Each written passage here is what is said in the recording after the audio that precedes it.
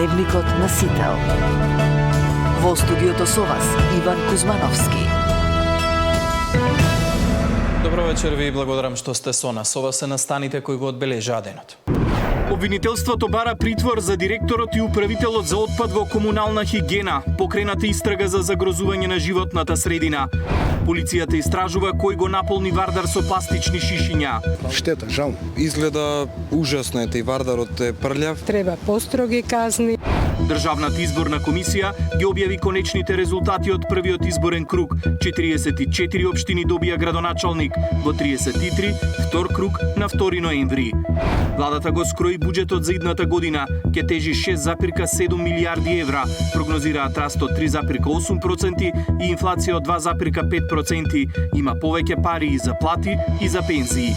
Јамајка се подготвува за Мелиса, најсилната бура во светот годинава. А во тема на денот вечерва за изборната кампања разговарам со кандидатот на ВМРО ДПМН за градоначалник на општината Аеродром Дејан Митевски. Останете со нас.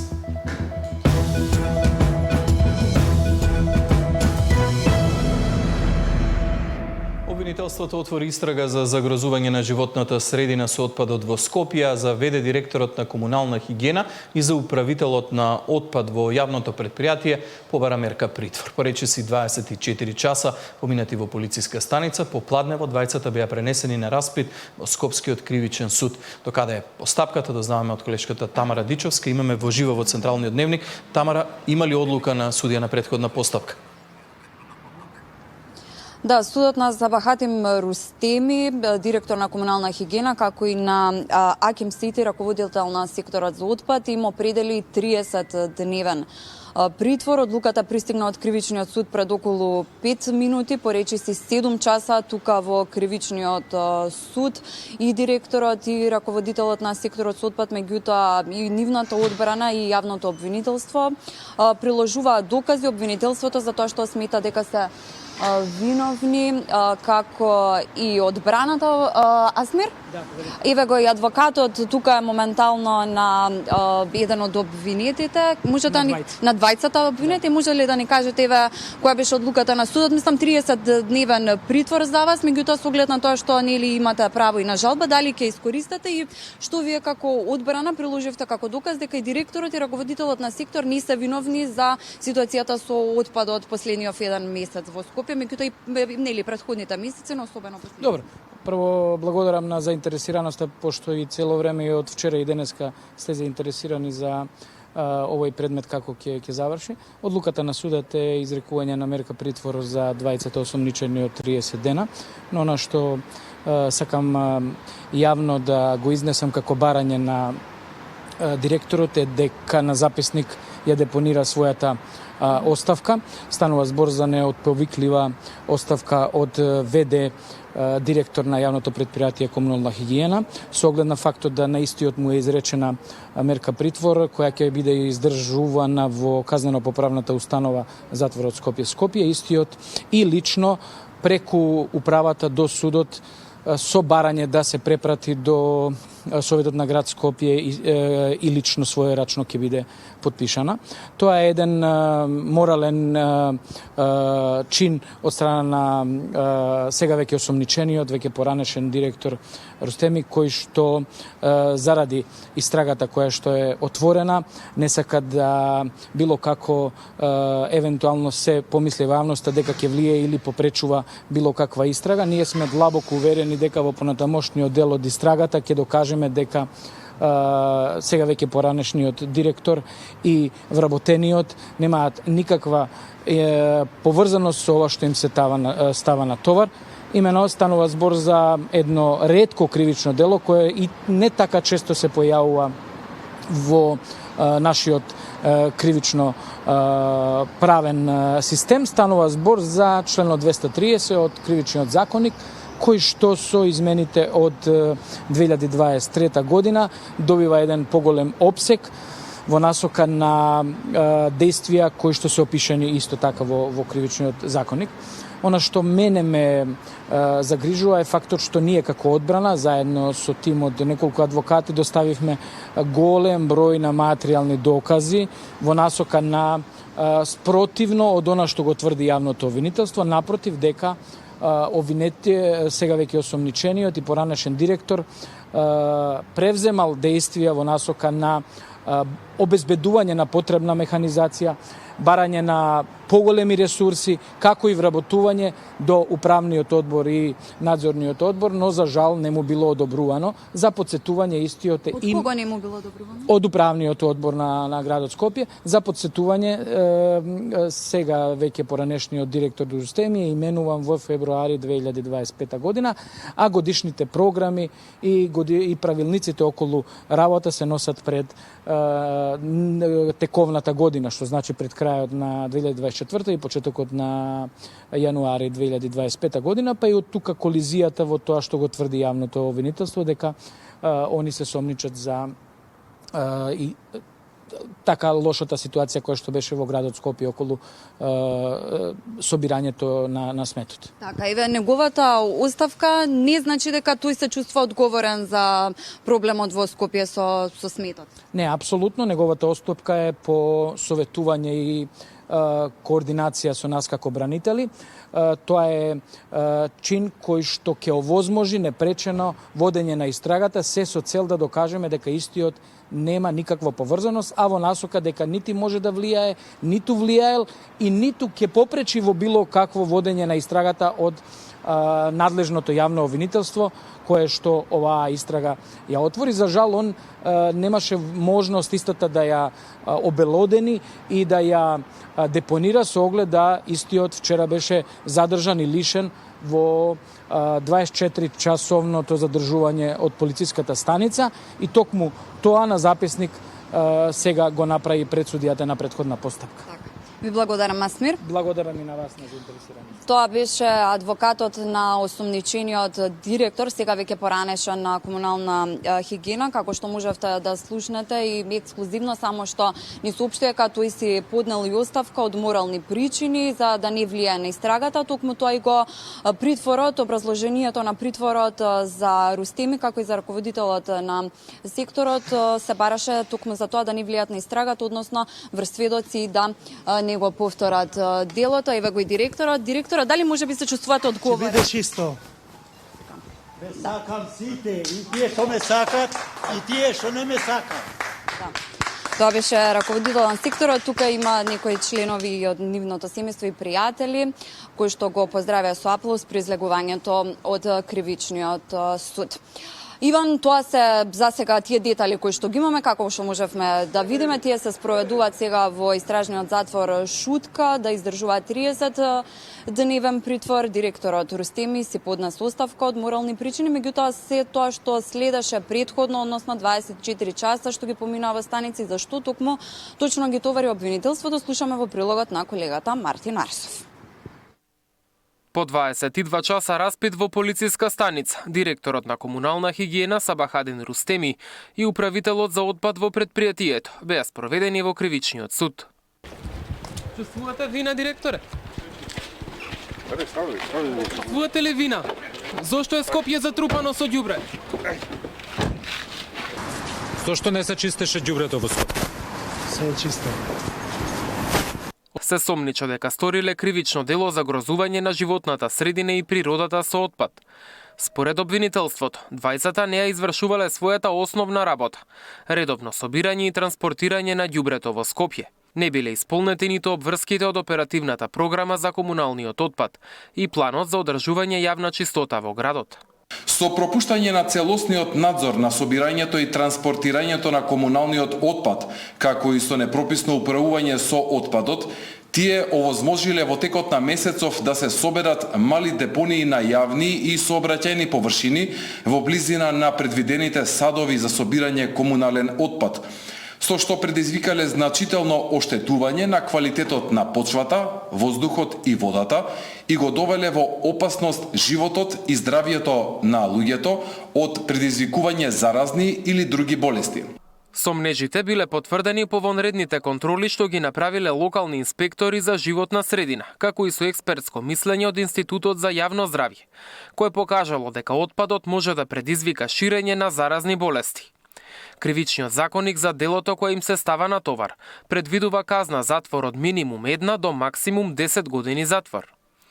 Од обвинителството посочуваат дека доколку во текот на истрагата се утврдат сомненија за кривично дело и кај други лица, соодветно ќе постапат. Рустеми беше назначен за директор на комунална хигиена во јануари годинава од страна на градоначалничката Арсовска. Таа вчера, освен што го бранеше на Фејсбук, објави ироничен и манипулативен статус во кој напиша дека Рустеми е ослободен откако преминал во Влен. Мартин Арсов, Сител телевизија.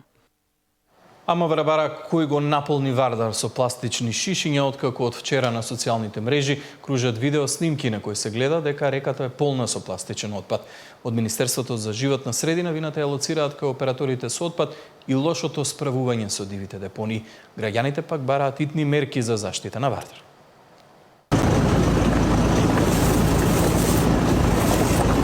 Нова еколошка закана за Вардар на прагот. Стотици шишиња денес каплуваат по водите на Вардар.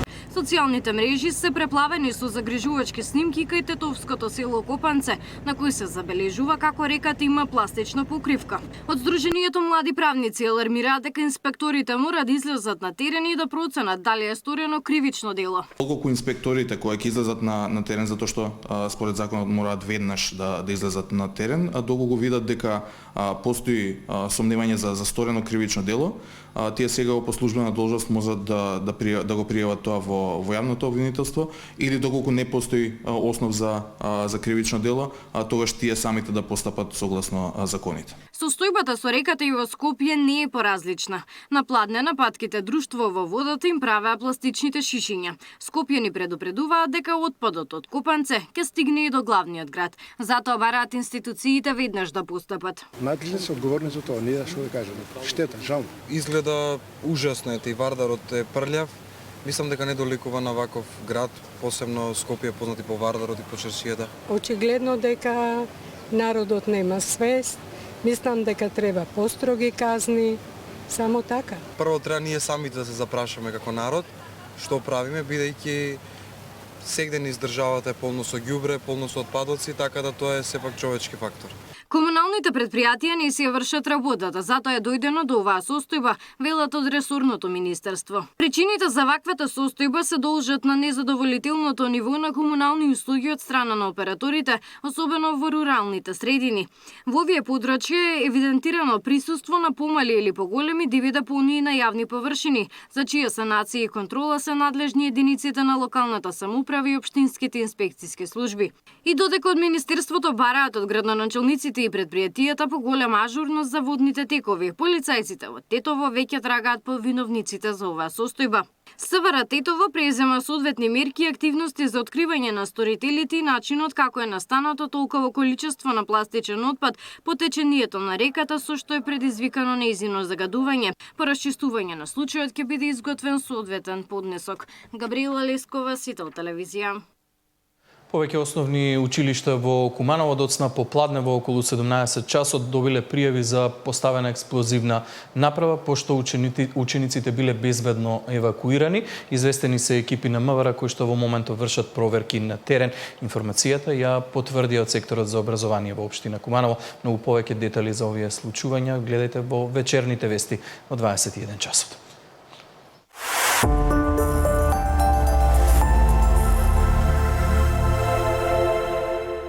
Државната изборна комисија ги објави конечните резултати од првиот круг, откако поминаа сите законски рокови за жалби.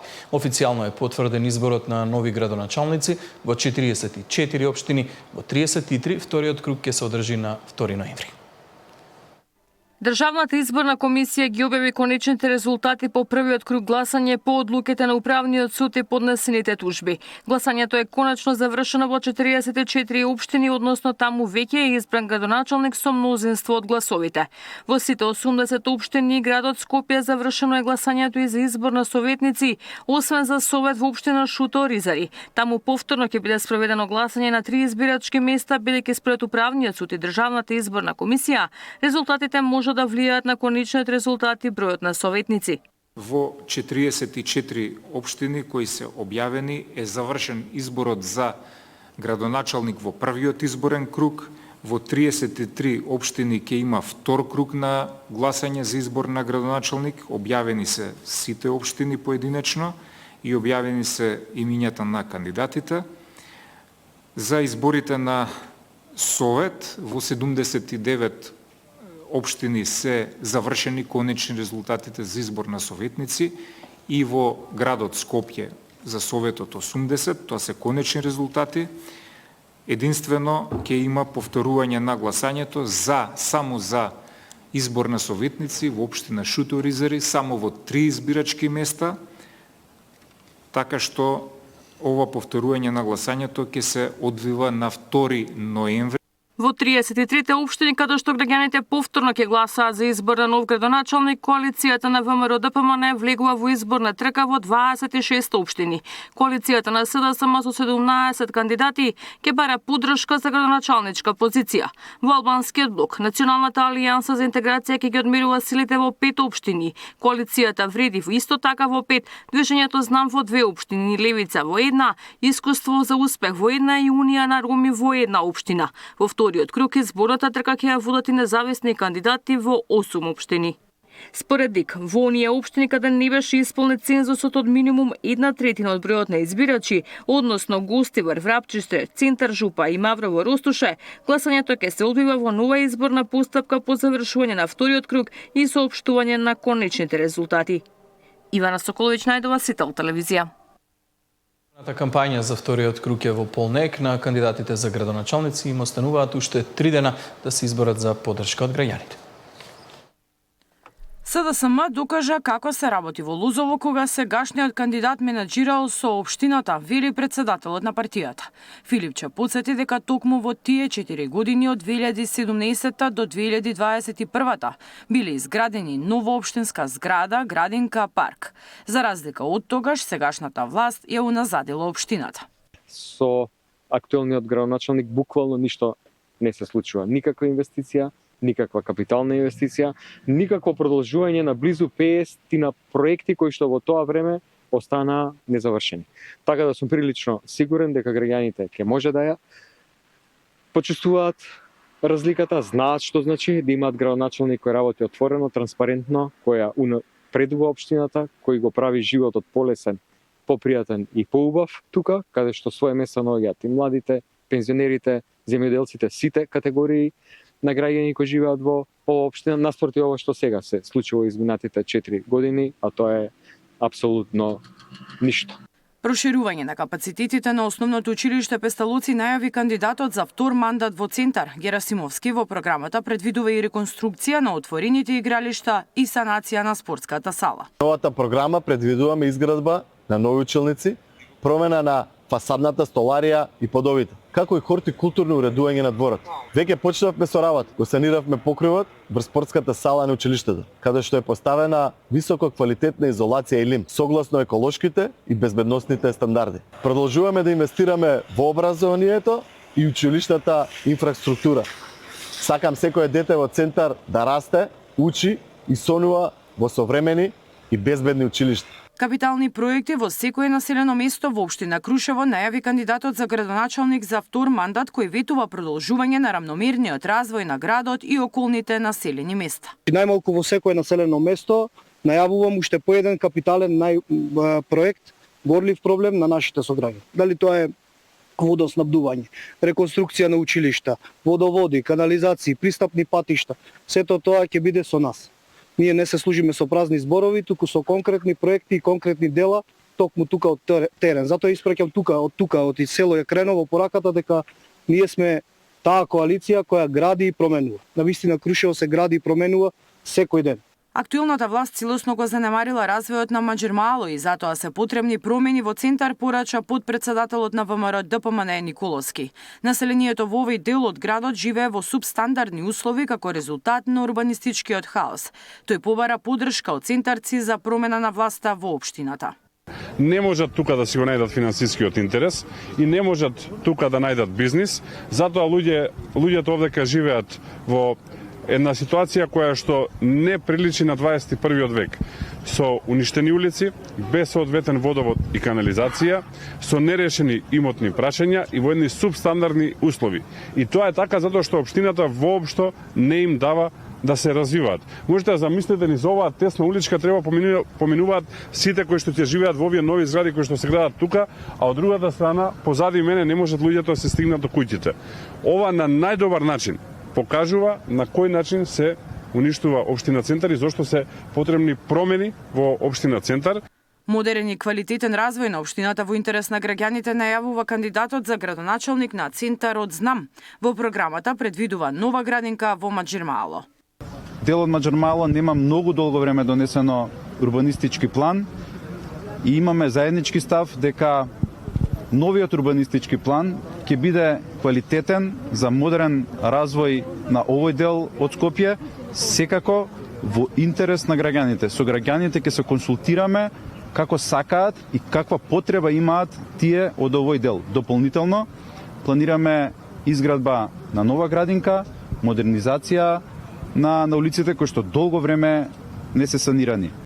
Во Македонски Брод целосно се реконструира улицата Гоце Делчев. Кандидатот најави продолжување на инфраструктурните проекти во општината. Денес, заедно со мојот тим, извршив увид во градежните активности кои се одвиваат на крак од улица Јане Сандански. Вршиме целосна реконструкција на оваа улица, односно реконструкција на коловозната лента, пешачките патеки, подземните инсталации, а исто така ќе вградиме хоризонтална и вертикална патна сигнализација. Македонски Брод во градското подрачје добива уште една безбедна улица. Продолжуваме повторно заедно. Партиите продолжуваат со митинзи, остануваат уште 3 дена за кампања, пошто ќе следува изборен молк. Втор круг избори ќе се одржат за избор на градоначалник во 32 општини и град Скопје. Мирена Давидовска, Сител телевизија. А во тема на денот, како што најави вечерва разговарам со кандидатот на ВМРО ДПМН за градоначалник на општината Аеродром, Јан Митевски. Добро вечер, добро дојдовте во Дневник. Добро вечер, благодарам на поканата и поздрав на гледачите на телевизија Сител. И гледам резултатите од првиот изборен круг. Вие имате 16.257 гласови. Сите останати четворица кандидати заедно имаат 14.404. Ова ви дава голема предност во вториот изборен круг или како главен фаворит влегувате во трката? Како сте вие задоволен од резултати? Да, граѓаните покажа дека даваат доверба и поддршка на мене како кандидат и на ВМРО ДПМН. Не само овој резултат, како ВМРО ДПМН освоив ни апсолутно мнозинство во Советот, што е една сериозна работа во однос на идното функционирање на општината, односно сигурност дека поддршката и ветените проекти ќе ги имаме и од страна на мнозинството во Советот. Задоволен сум од поддршката која што добив од аеродромци. Работим уште понапорно во овој период помеѓу двата круга, се со цел да ја зголемиме таа поддршка и очекувам дека уште поголема ќе биде после вториот круг. Сега главната забелешка од вашиот против кандидат во вториот круг е дека само 3% од она што било ветено пред 4 година во таа програма е реализирано до сега. Сега не знам колку вие се чувствувате одговорен за тоа ветено, а не исполнето, со оглед на тоа дека сте градоначалник само една година, претходно бевте председател на Советот во општината Аеродром. Чувствувате ли некаква одговорност за тие, како што вели тој 3% реализирани проекти? Прво, тоа е апсолутно неточно, една теза која што сака на теза на критика да ја наметне во оваа политичка кампања. Ние се водиме од тезата на промоција на проекти и сметам дека тоа е нешто што е битно за граѓаните. Како општина сработиме многу проекти во изминатиот период, особено во развој на инфраструктурата и за прв пат во исто време во Аеродром во еден период градиме и основно училиште, и детска градинка, и спортска сала. Нешто што претходно не се случило во општина Аеродром. Морам да напоменам дека во претходниот мандат 3 години имавме централна власт од СДСМ, која што не беше апсолутен кочничар во реализација на голем број на проекти и 4 години власт на Даниела Арсовска во градот Скопје, од каде што добивме нула поддршка во реализација на клучни инфраструктурни проекти кои што се токму надлежност на градот Скопје. Работевме интензивно изминатиот период, отпочнавме многу инфраструктурни проекти, многу и завршивме како општина и јас и мојот претходник Тимчо Муцински и апсолутно не можам се согласам со тезата дека 3% од програмата била реализирана. Имаше можност против кандидатот во после минатите избори да биде дел од Советот и тука директно да види и да слушне што се случува, меѓутоа поради други приоритети во животот се одлучи да даде оставка од Советот, иако беше носител на советничката листа, така што верувам дека тоа е една теза која што му е пласирана од неговите сопартици, која што е апсолутно неточна за избори. Сега главен проблем на Скопје ни изминатите неколку денови, меѓутоа и подолго време, во фокусот изминатите денови, состојбата со хигиената и работата на комунална хигиена. Ете, видовме постапка за раководството на ова предпријатие, веќе мерка од 30 дена притвор. Меѓутоа, ова не е прв пат да се случува проблем со собирањето на сметот. Ако не грешам, и во 2023 кога Тимчо Муцунски управуваше со аеродром, имаше еден сличен проблем кога исто така камиони од други општини го собираа сметот во аеродром. Каде го гледате решението? Дали решението е комунална хигиена да се подели, секоја општина да има свое предпријатие, секоја одвоено да се грижи за состојбата во општината? Кое е решението според вас? 2023 имаше една криза која што траеше многу пократко. За жал, сега пред овие избори имавме криза со несобирање на отпадот од страна на комунална хигиена која што траеше повеќе од 10 дена во делот на аеродром и повеќе од 3 недели во делот на листичот каде што од индивидуалните домаќинства се собира, односно не се собираше отпадот. Комунална хигиена е единственото надлежно градско предпријатие кое што е должно да го собира и транспортира отпадот заради тоа што ние како граѓани плаќаме кон нив. Јас бев првиот градоначалник и единствениот најверојатно кој што поднесе кривична против директорот на комунална хигиена и денеска ги гледаме последиците, односно реакцијата на обвинителството и Министерството за внатрешни работи. Се преземаат интензивни мерки се со цел спречување понатамошно вакво постапување од страна на одговорните. Одговорноста мора да има име и презиме. Конечно во Македонија да сватиме дека ако преземаме јавна функција, дека преземаме и одговорност да ги исполниме нашите обврски кон граѓаните, нешто за што сме платени од граѓаните. Со идниот градоначалник на град Скопје, јас сум уверен дека тоа ќе биде Орце Георгиевски, веќе дискутиравме на оваа тема, многу битна тема која што не смее да проложи да биде тема. Мене ми е жал на вистина што во екот на политичка кампања нас главна тема ни е ѓубрето, но за жал некој посакувано повеќе или помалку ја наметна таа тема. Разговаравме со Орце да се стави комплетно во функција јавното предпријатие комунална хигиена, меѓутоа доколку нема успех и проложи понатаму вакво демјатно однесување од нивна страна, размислуваме и на поделба на ова јавно градско предпријатие на општините кои што функционираат во рамки на градот Скопје и верувам дека доколку нема успех во менаџирањето на овој начин, дека би имале подобар начин на менаџирање доколку општините би ги преземале надлежностите од јавното предпријатие комунална хигиена Скопје и самите да го менаџираат отпадот. Општините се првата врата каде што граѓаните реагираат и се обраќаат за проблеми со отпадот, проблеми кои што треба да ги менаџира градот Скопје, но за жал не ги менаџира. Така што верувам дека за многу скоро од денеска ние ќе имаме функционално јавно предпријатие, но доколку нема успех и понатаму, дека ќе се разгледа опцијата за продажба. Да, важно е граѓаните да добиваат резултат за она што го плаќаат. Сега уште еден проблем кој што некако со години ги мачи жителите на општината Аеродром, тоа е состојбата со Вардариште. Го споменавте Орце Георгиевски. Гледам во неговата кампања, во неговите спотови се врти видеоматеријал или проекција за неговите планови, планира изградба на парк на просторот на Вардариште. Меѓутоа стручни лица велат дека невозможно е на таа локација да се направи парк. Каде вие го гледате решението? Не знам кои се стручните лица. Јас со Орце Георгиевски имаме разговарано и дискутирано студијата која што е направена за депонијата Вардариште, уште во 2014 година, кога претходно беше градоначалник Оце Трајановски. Таа студија потребно да се ажурира, меѓутоа таа физибилити студија изработена токму од стручни лица предвидува третман на депонијата која што после третманот треба да стане парк. Значи сепак треба да има некаков третман за да се исчисти од тие подземни гаси. Орце Георгиевски во ниту еден момент не кажа дека директно на депонијата ние ќе засадиме трева и дека тоа ќе стане парк. Постојат повеќе процеси. Едниот процес е одгасување на депонијата, вториот процес е вадење на површинскиот слој на ѓубре кој што постои на депонијата, поставување на геотекстил, тоа е изолационален материјал кој што треба да биде тампон зона помеѓу долниот слој на депонијата и нова нанесена чиста земја која што треба да служи за посевање, односно за зеленување. Така што тоа е единствениот процес, тие се чекорите кои што стручните лица ги предвидуваат и тоа не е третман кој што е измислен во Македонија. Тоа е третман кој што постои и на тој начин се третирани многу депонии во Европа и во соседството. Каков е временскиот рок на реализација на овој план?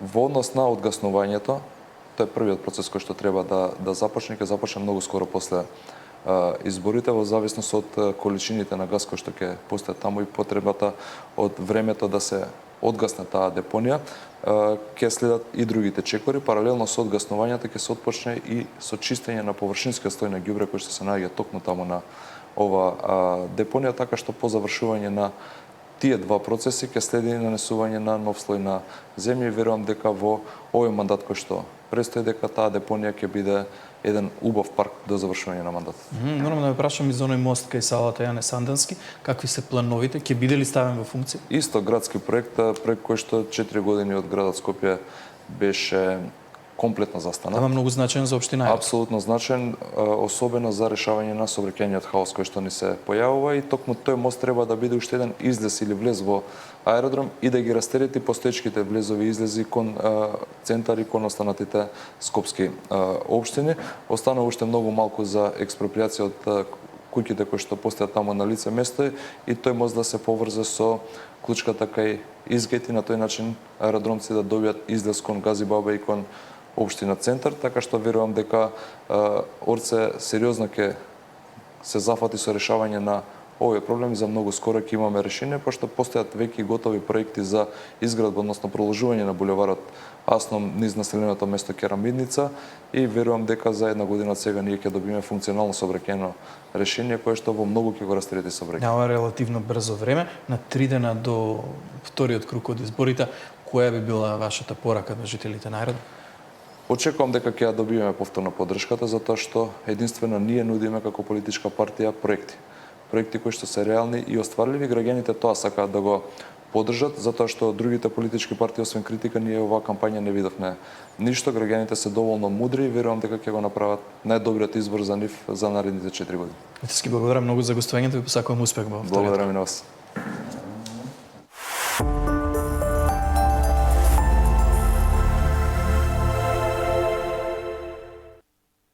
Владата го усвои буџетот за идната година и го испрати на разгледување во Собранието. Како што информираше министерката за финансии, буџетот ќе тежи 6,7 милиарди евра. Прогнозираат раст од 3,8% и инфлација од 2,5%. Во буџетот се планирани повеќе пари и за плати и за пенсии. 6,7 милиарди евра тежи буџетот за идната година кој Министерството за финансии ќе му го предложи на Собранието. Планот на владата е да потроши околу 150 милиони евра повеќе од оваа година. Се очекуваат приходи од 6,1 милиарди евра, што ќе резултира со буџетски дефицит од околу 600 милиони евра, што е 3,5% од бруто домашниот производ, половина поен помалку од оваа година. До приходите ќе се доаѓа со намалување на сивата економија и поефикасна наплата на даноците, како и силна дисциплина во трошењето и голем рез во несуштинските трошоци. Владата планира да собере 6% повеќе пари од даноци и 4% повеќе од придонеси. Очекувањата се идната година економијата да порасне за 3,8%, а инфлацијата да се стабилизира на 2,5%. Буџетот за 2026 година ги опфаќа сите клучни политики што ќе се спроведуваат во наредниот период, со јасна цел забрзување на економскиот раст, паралелно со постепена фискална консолидација. Во буџетот за идната година предвидени се 7% повеќе пари за плати и околу 9,7% повеќе пари за пензии. Владата се уште не донела одлука дали до година пензиите ќе растат линеарно или според растот на просечната плата и трошоците за живот. Капиталните инвестиции се проектирани на околу 660 милиони евра, нешто над 100 милиони помалку од оваа година. Министерката објасни дека од јануари за наплата доаѓа на дворешен долг од над 900 милиони евра, од кои 700 се враќање на стара еврообврзница. Старите долгови и буџетскиот дефицит ќе ги финансираме со ново задолжување од околу 1,6 милиарди евра, од кои нешто под 1 милиарда се очекува да биде нова еврообврзница, а остатокот да се позајми со комбинација на задолжување на домашниот и странскиот отворен пазар. Предлог буџетот сега патува до Собранието, кое треба да ја почне постапката за негово носење, која треба да заврши пред крајот на годината. Александар Спасовски, Сител телевизија. Во Скопје се одржува меѓународниот форум за енергетика. Од Европската енергетска заедница UNDP порачаа дека јагленот мора да се исфрли од употреба, а струја да се произведува од обновливи извори.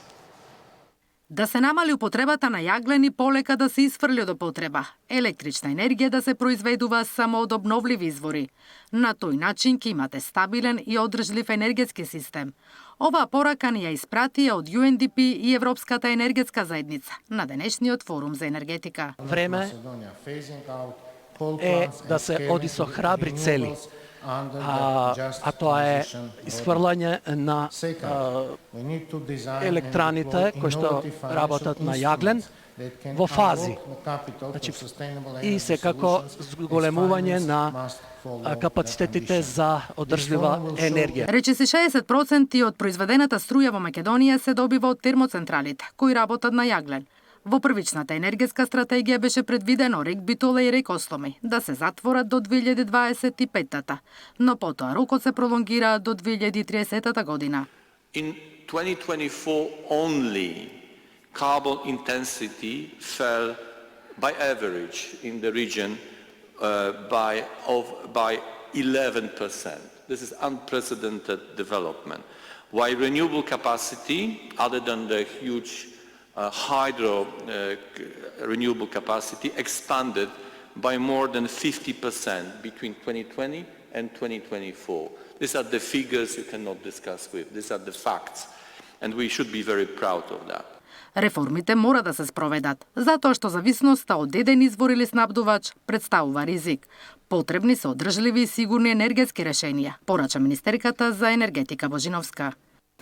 Енергетската отпорност денес значи способност системот да издржи, да се прилагоди и да продолжи да функционира, дури и во услови на глобална неизвестност и да функционира стабилно и прилагодливо дури и во услови на глобална неизвестност и геополитички потреси.